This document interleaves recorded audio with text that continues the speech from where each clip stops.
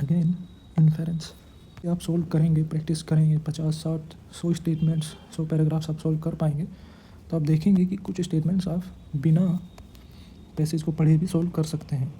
अभी मैं सबको पढ़ रहा हूँ और रियल एग्ज़ाम में भी आप कोशिश कीजिए कि सब पढ़ें, लेकिन टाइम ना हो, टाइम आपने ज़्यादा ले लिया हो तब की बात है। तो let's look at it. In conventional classroom learning the central goal is the duration of learning rather than attainment of competency. Generally सही है, फोकस किस चीज़ पर है क्लासरूम लर्निंग का, आधे घंटे का, 1 घंटे का जो पीरियड है उसको कंप्लीट किया जाए, कॉम्पिटेंसी हो या ना हो उस पर कोई ध्यान नहीं दिया जाता। Conventional classroom encourages one size fits all and stamps out all differentiation. जहाँ भी एक्सट्रीम वर्ड हो आप उसको हाईलाइट कीजिए। अंडरलाइन तो आपको सभी को करते चलना है ताकि आप पढ़ने में कोई गलती ना करें, कोई वर्ड को मिसप्रोनाउंस ना करें, मतलब कुछ और ना निकाल लें। लेकिन जो एक्स्ट्रा स्पेशल वर्ड है, जो की वर्ड है, उसको आप सर्कल कीजिए। One size fits all, terms of all differentiation, की इन्फेरेंस। लेट्स, क्योंकि क्लैरिटी नहीं आई है हमारे दिमाग में इसको पढ़ने से, तो पैराग्राफ को पढ़ना ज़रूरी है। Conventional classroom by emphasizing fixed duration over learning effectiveness, ये क्लियरली यहाँ पर भी सही हो चुका है पहले ही लाइन से। Reliance tension to various variable outcomes, the tyranny of the classroom is that every learner is subjected to the same set of lectures, one size fits all, यहाँ तक सही है।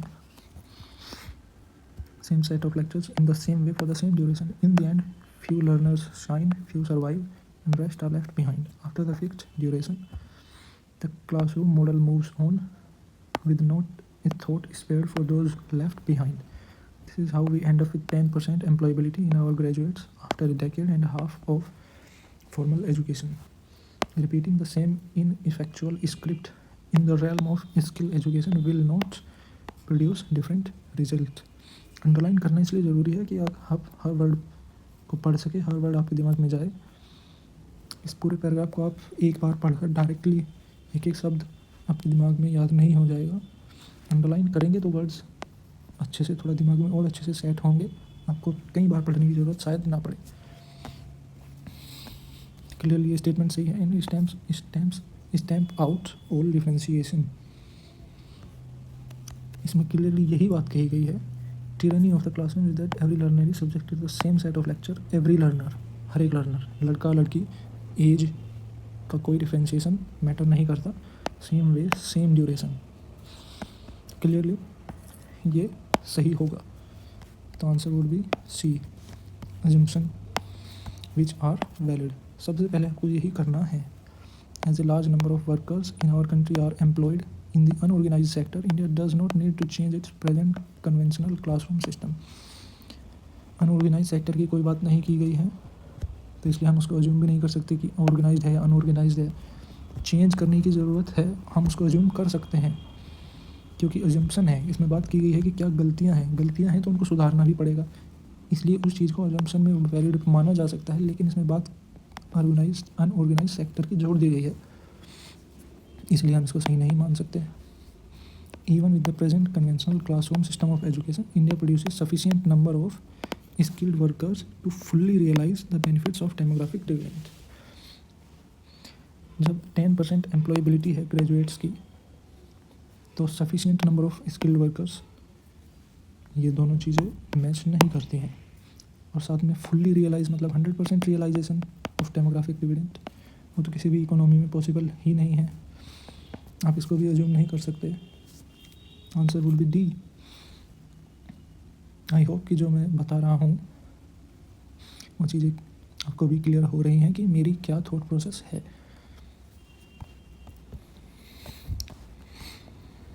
Assumption: the adolescent does not feel comfortable with his parents because they tend to be dominating and assertive.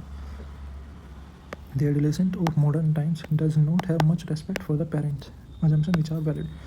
ये आप पहली बार पढ़ेंगे तो शायद ये सही माना जा सकता है और ये शायद गलत भी माना जा सकता है, लेकिन पैराग्राफ पढ़ना ज़रूरी है इसमें। When a child reaches adolescence, there is apt to be a conflict between the parents and the child, since the latter considers himself to be by now quite capable of managing his own affairs, while the former are filled with parental solicitude which is often a disguise for love of power. Parents consider usually that the various moral problems which arise in adolescence are peculiarly their province. The opinions they express are, however, so dogmatic that the young seldom confide in them and usually go on their own in secret. The adolescent in modern times do not have much respect. Respect की इसमें कोई बात नहीं कही गई है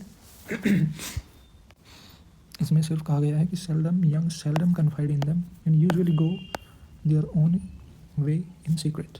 तो हम इसको सही नहीं मान सकते इस अजम्पशन को. The adolescent does not feel comfortable with his parents because they tend to be dominating and assertive. ये बात क्लियरली मेंशन की गई है. Love of power, dogmatic opinions, हम इसको सही मान सकते हैं 43 का. I would tick A. Central idea, parents in general may not be, may है तो ये पॉसिबिलिटी है, may not be of much help and children are on their way to becoming children. सही कह सकते हैं आप इसको, लेकिन आप जजमेंट तभी लीजिए जब आप चारों स्टेटमेंट्स पढ़ चुके हों. When children reach adolescence, involvement of parents in their lives is unnecessary. ये गलत है. ऑब्वियसली सेंट्रल आइडिया उसमें किसी की बात नहीं कही गई है कि पेरेंट्स का इन्वॉल्वमेंट अननेसेसरी है. पेरेंट्स का इन्वॉल्वमेंट ही हटा दीजिए. Modern day nuclear families are not capable of bringing up children properly. ये भी गलत है. इसमें भी ऐसी कोई बात नहीं कही गई है कि मॉडर्न डे फैमिलीज केपेबल ही नहीं है. In modern societies adolescents tend to be stubborn, disobedient and careless. Stubbornness की बात इसमें क्लैरिटी नहीं है. केयरलेसनेस की इसमें कोई बात नहीं है. डिसओबीडियंस भी आप एक सब्जेक्टिव वे से कह सकते हैं. When it says that young seldom confide in them and usually go their own way in secret. तो मतलब कि वो डिसओबीडियंस है पेरेंट्स के एंड में. लेकिन हमें पैराग्राफ के ओपिनियन में हम इस चीज़ को सही नहीं मान सकते. सिर्फ ए ही बचता है. ऑब्वियसली ये सब रॉन्ग होंगे. तो अगेन आपको सही स्टेटमेंट्स नहीं ढूंढने हैं, गलत स्टेटमेंट्स हटाने हैं.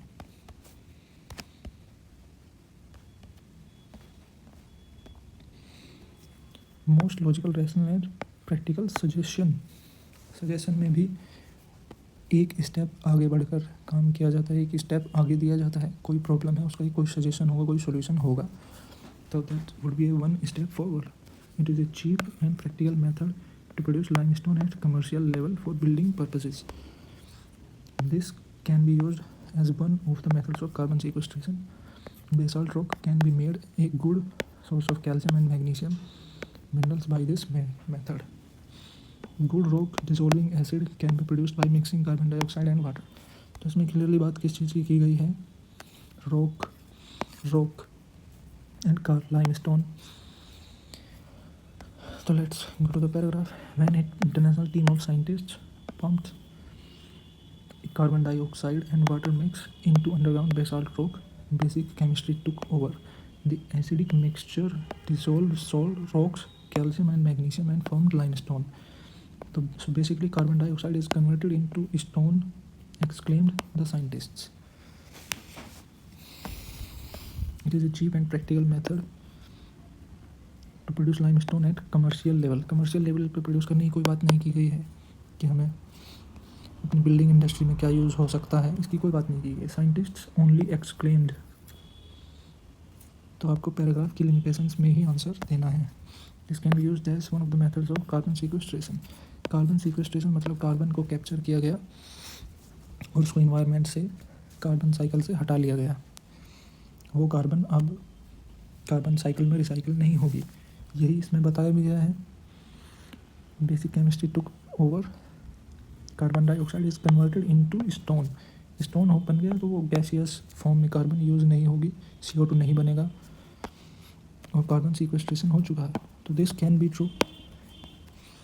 Basalt rock can be made a good source of calcium and magnesium minerals by this method. Basalt rock specifically कोई बात नहीं की गई है, इसमें बात ही की गई है लाइमस्टोन की. कार्बन डाइऑक्साइड से लाइमस्टोन बनता है, बेसाल्ट नहीं बनता. Basalt as you would know कि एक इग्नियस रॉक है. Good rock dissolving acid can be produced by mixing carbon dioxide and water. ये रेलेवेंट स्टेटमेंट है. एक इररेलेवेंट स्टेटमेंट है। बी, सिर्फ बी ही बचा। Again following this method, assumption which are valid. Giant icebergs have a bearing on primary productivity and food chains of the southern ocean. Geography में आप पढ़ेंगे तो आप क्लियरली इस स्टेटमेंट को आप जनरली सही ही टिक करेंगे। Melting of giant icebergs can produce climate change effects and impact world fisheries. ये स्टेटमेंट्स अपने आप में सफिशिएंट हैं to be considered as true, but हमें देखना है कि इस पैराग्राफ के अगेंस्ट हम इनको अज्यूम कर सकते हैं या नहीं। Geographers analyzed 175 satellite images of ocean color, which is an indicator of phytoplankton productivity. Phytoplankton बनाते हैं food, primary producers होते हैं phytoplankton in the ocean, at the ocean's surface, and found that giant icebergs are responsible for storing up to 20% of carbon in southern ocean. The researchers discovered that melting water from giant icebergs, which contains iron and other nutrients, supports hitherto unexpectedly high levels of phytoplankton growth. जब icebergs melt होंगे तो iron and other nutrients water में जाएंगे, phytoplankton growth होगी, तो वो primary productivity को affect करेंगे। That is true. Southern ocean की बात है। सदर्न ओशन वो है जो एंटार्कटिक के चारों ओर बनाया गया है, माना गया है। तो that is true. Melting of giant icebergs can produce climate change effect and impact world fisheries. जब प्राइमरी प्रोडक्टिविटी बढ़ेगी तो स्मॉल फिश बढ़ेंगी, स्मॉल फिश को बड़ी फिशेस खाएंगी, तो वर्ल्ड फिशरीज इम्पैक्ट होगी। क्लियरली हम इसको अज्यूम कर सकते हैं। अगर ये होता कि इन्फेरेंस, सेंट्रल आइडिया, क्रक्स ऐसे वर्ड्स यूज़ होते तो ये स्टेटमेंट गलत होता, क्योंकि इस स्टेटमेंट का मेंशन वर्ल्ड फिशरीज़ का मेंशन इसमें नहीं किया गया है। अजम्पशन आप कर सकते हैं क्योंकि इसमें क्लियरली बताया गया है कि 20% of carbon in the southern ocean, जब वो icebergs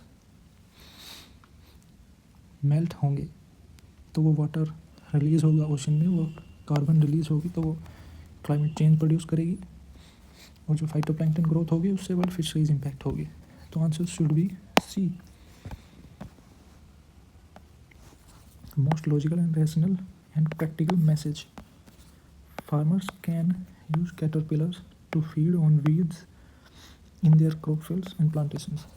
This finding can help in the development of clinically useful antimicrobial compounds. This finding can help in the development of organic, ecologically sustainable pesticides.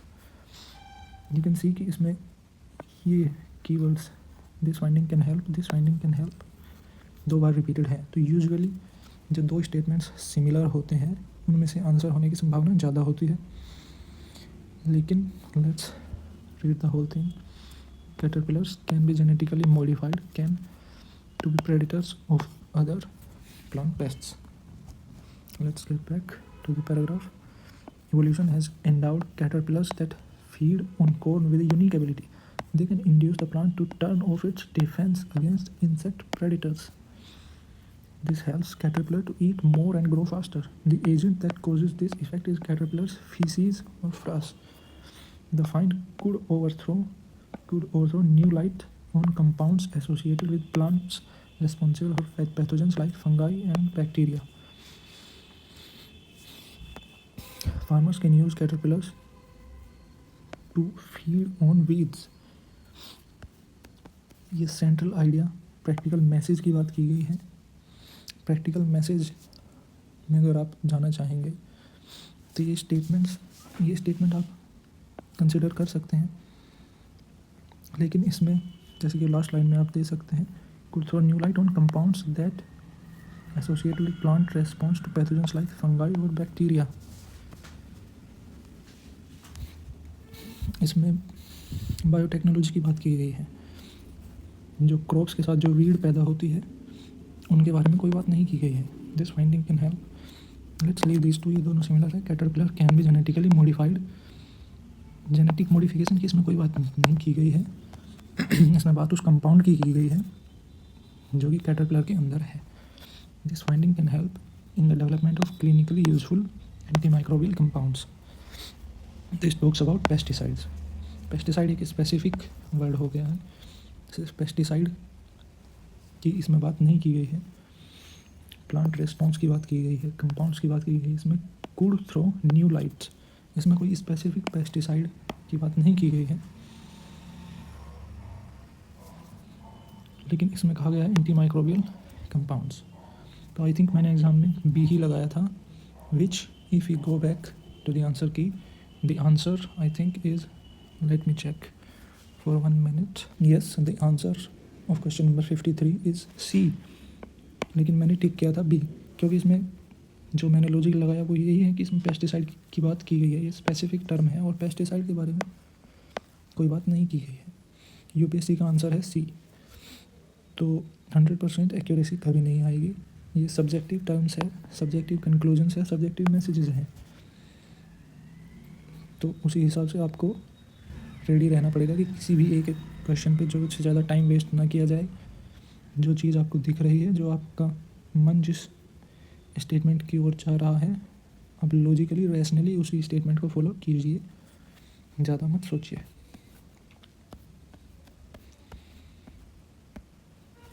Crux यानी कि central idea, again basically दो ही चीज़ें हैं, central idea, crux and assumption.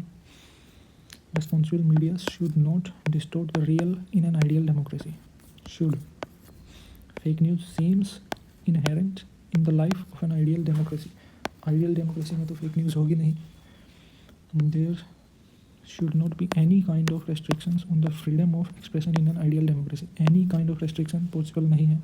Hate speech, harmful speech को obviously हमेशा completely tolerate नहीं किया जा सकता. ये क्रक्स नहीं हो सकता. The irresponsible media and political leaders cannot be effectively controlled in an ideal democracy. ये थोड़ा एक्सट्रीम स्टेटमेंट है. Let's leave it for now. In a robust democracy, reality, howsoever inconvenient it may be, finds its expression both in the speech of political leaders and other social forms of assertion. The existence of the real has to be transparent, both through its circulation in and by the media as well as its argumentative articulation in deliberative democracy. काफ़ी बड़ा statement है. You do not need to read it again and again. आपको सिर्फ crux देखना है. In normatively responsible media, through its communication effect, has responsibility to circulate the content of reality without distortion. Speech of expression, speech of political leaders, transparency, media, deliberative democracy, articulation. तो आप clearly देख सकते हैं बात freedom of speech की है. Responsible media should not distort real in an ideal democracy. Yes you can say that. Fake news की कोई बात, फेक न्यूज़ की ही बात है, लेकिन inherent in the life of an ideal democracy में फेक न्यूज़ नहीं होगी. Irresponsible media and political leaders can not be effectively controlled. ये इसका क्रक्स नहीं हो सकता है, क्योंकि मीडिया और पॉलिटिकल लीडर्स को कंट्रोल करना इसमें नहीं बताया गया है. इसमें सिर्फ इतना कहा गया है कि responsible media through its communication has the responsibility to circulate the content of reality without distortion. चीज़ें जैसी हैं उनको ऐसा ही दिखाना चाहिए. That is responsible media should not distort the real. That is A. इस पैराग्राफ को आप कई बार बिना पैराग्राफ पढ़े भी आप इस क्वेश्चन को सोल्व कर पाएंगे. Practical message. Knowledge of consumer behavior leads to more capital expenditure in manufacturing sector. This can be true. Knowledge of consumer behavior stimulates the growth of commerce and trade and thus helps in overall economic development. True. Interconnected devices give a lot of comfort to home users and improve the quality of life. True. तो ये दोनों similar हैं, ये बिल्कुल अलग है. Interconnected devices can be at security risk and home users may have privacy risk. ये दोनों सिमिलर हैं. All statements are generally true. Nowadays there is a growing trend to use interconnected home devices. तब यहीं से अंदाज़ा लगा सकते हैं कि कहाँ चॉइस आपके जाएगी. As consumers increasingly network their homes, connected home device manufacturers and service providers will seek to overcome thin profit margins by gathering more of our personal data. That is data privacy security की बात है. with or without our agreement, turning the home into a corporate storefront. Corporate marketers will have powerful incentives to obscure consumer behavior to understand the buying needs and preference of the device owners. Consumer needs की बात की गई है, capital expenditure, manufacturing sector, ये इसका message नहीं है। Profit की बात इसमें नहीं है। इसका central point you can clearly identify interconnected devices और सिक्योरिटी की बात है, जिसके लिए manufacturers gather our personal data and corporate sector will use consumer behavior, observe consumer behavior to identify buying patterns. तो मैन्युफैक्चरिंग सेक्टर, कैपिटल एक्सपेंडिचर इसका main point नहीं है। अगेन सिमिलरली ये भी इकोनॉमिक ग्रोथ की बात नहीं है इसमें। Interconnected devices give a lot of comfort and improve our quality of life, true but not the theme is that it can be used at security risk. Can की बात है and may have privacy risk. The only logical answer is D. Crux. Environmental sustainability is inimical to our objective of achieving a high rate of GDP growth. क्योंकि exam दोनों languages में अगर आपको कोई ऐसा वर्ड मिल रहा है जो कि स्टेटमेंट की अंडरस्टैंडिंग में दिक्कत है, तो आप डायरेक्टली हिंदी में भी देख सकते हैं। पर्यावरणीय संधारणीयता GDP की वृद्धि में उच्च दर प्राप्त करने के हमारे उद्देश्य के लिए अहितकर है।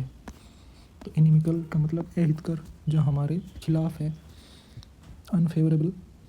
क्लियरली आप समझ सकते हैं। Poverty eradication is not possible without a rapid economic growth and consequent economic degradation. It is wrong. Extreme statement है कि रैपिड इकोनॉमिक ग्रोथ और इन्वायरमेंटल डिग्रेडेशन के बिना पॉवर्टी एरेडिकेशन पॉसिबल ही नहीं है। ये एक गलत स्टेटमेंट है, एक्सट्रीम स्टेटमेंट है।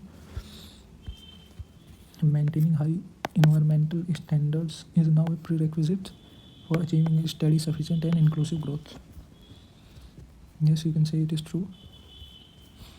With large populations, rampant poverty and limited resources of today's world, environment degradation cannot be prevented and inequalities are inevitable. This is wrong. Environmental degradation cannot be prevented. Finite, fixed और extreme statement है, आप इसको सही नहीं मान सकते हैं। Green growth involves rethinking growth strategies with regard to the impacts on environmental sustainability and environmental resource availability to poor and vulnerable groups. In rethinking growth, we need to focus on the current reality and resource constrained world. Resource incentive and resource intensive and in particular energy intensive processes will need to make way for more efficient and resource frugal development strategies if we are to avoid an economic dead end or a world in which only a small elite is able to enjoy affluence in the midst of a sea of poverty. इसमें से दो statements बचते हैं। Let's look at this. Environmental sustainability is inimical to our objective of achieving a high rate of GDP growth. ये आप सही नहीं मान सकते कि environment sustainability होगी तो GDP growth नहीं होगी, वो उसके विरुद्ध होगी। पैराग्राफ तो इसका ऑपोजिट कह रहा है कि we need to make sure more efficient and resource frugal development. The answer is C. Maintaining high environmental standard is now a prerequisite. तो you can see कि solution कैसे करना है।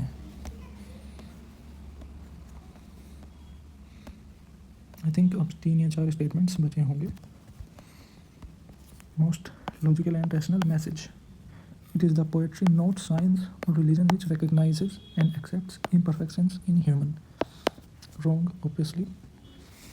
Religion and science भी realize करता है imperfections in human, not only the poetry. Truth is revealed through science or religion, and poetry is anathema of truth. Is obviously wrong. Extreme statement है, वो logically भी गलत है। Poetry truth के against नहीं है। ट्रूथ रिलीजन से भी हमेशा नहीं मिल सकता है और हमेशा साइंस से भी नहीं मिल सकता। Poetry is romantic, imaginary and is about feeling, where is science and religion are about truth. In a world of violence, tyranny and bigotry, poetry is a form of dynamic resistance. Let's see the paragraph. Unlike religion and science, poetry does not posit or expect any belief in absolute truth. Those forces and individuals who claim to have absolute truth in their grasp can tend to turn dictatorial and tyrannical. Truth always does not admit, usually does not admit any contradiction or imperfections. It is Unitarian. It is therefore not of much use for poetry. Not of much use. Poetry abides by the plurality of life and existence.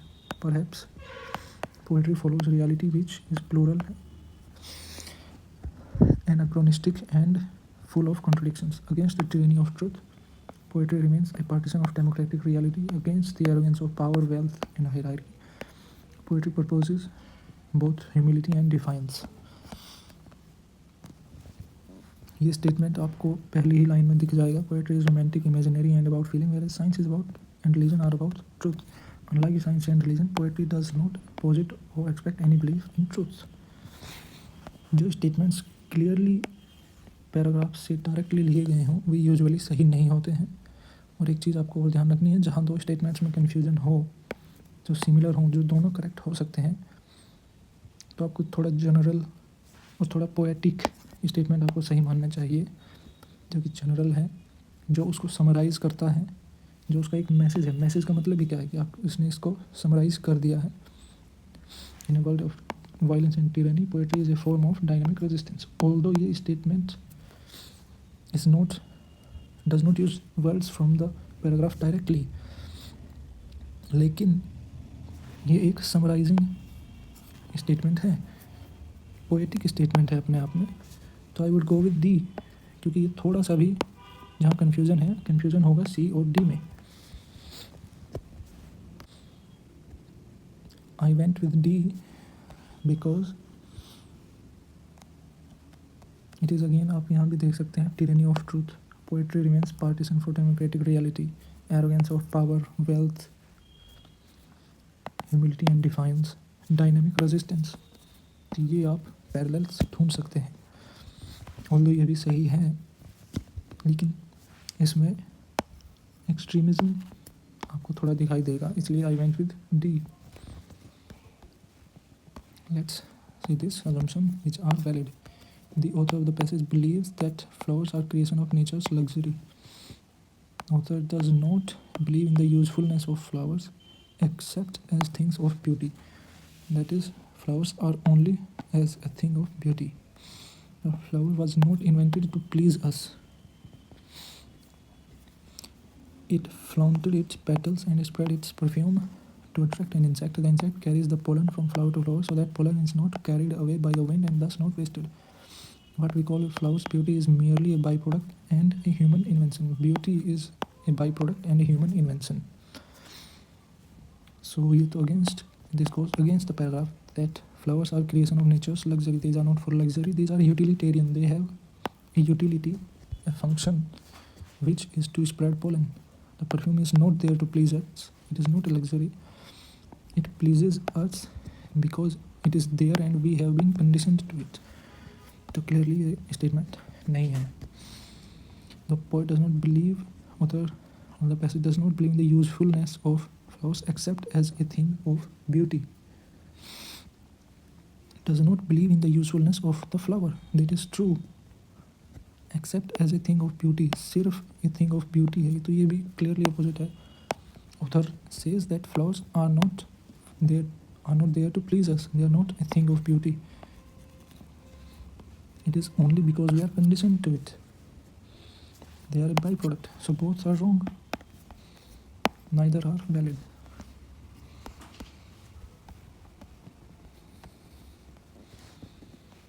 So like this, हम 80 questions तक पहुंच चुके हैं.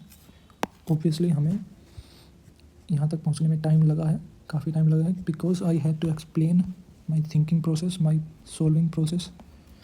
इसलिए इन questions को solve करने में टाइम लगा है. लेकिन रियल एग्ज़ाम में जब होंगे तो आप you will not be speaking out loud. आप जो भी पढ़ रहे हो आप अपने मन में पढ़ रहे होंगे. आप इस चीज़ को इतनी बार नहीं पढ़ रहे होंगे. आपको किसी को एक्सप्लेन नहीं करना होगा जैसे मैं एक्सप्लेन कर रहा हूँ. सो क्वेश्चंस होंगे 24, यूजुअली 22-23 क्वेश्चंस आते हैं पैराग्राफ से. पहले 30 तक भी होते थे, लेकिन अब इनका वेटेज थोड़ा रिड्यूस कर दिया गया है. 22-23 क्वेश्चंस होंगे. क्रक्स या फिर इन्फेरेंस इनको आप एक ही कैटेगरी में ले सकते हैं। दूसरा अजम्पशन,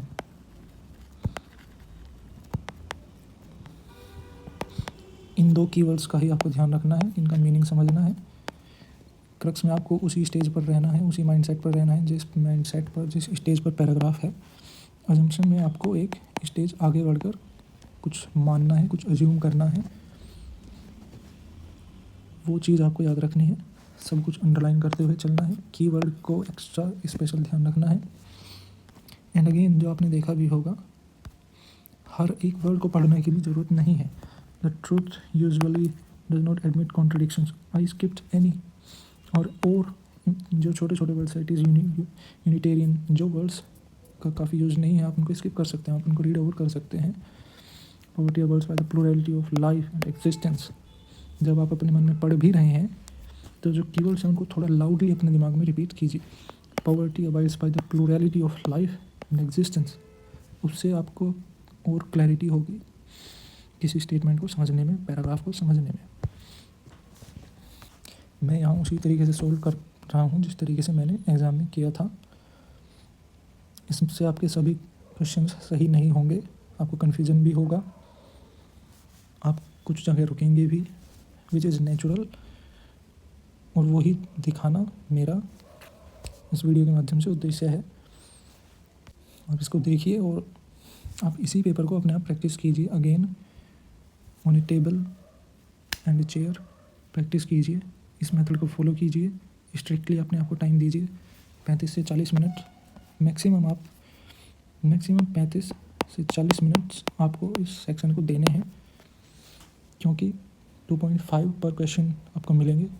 आपने अगर 20 सही किए तो आपको 45 मार्क्स मिलेंगे। 45-50 मार्क्स तक आप मैक्सिमम पहुंच पाएंगे। If you do 20 then 2.5 is equals to 50। और अगर आप सभी सही भी कर लें तब भी आप 55,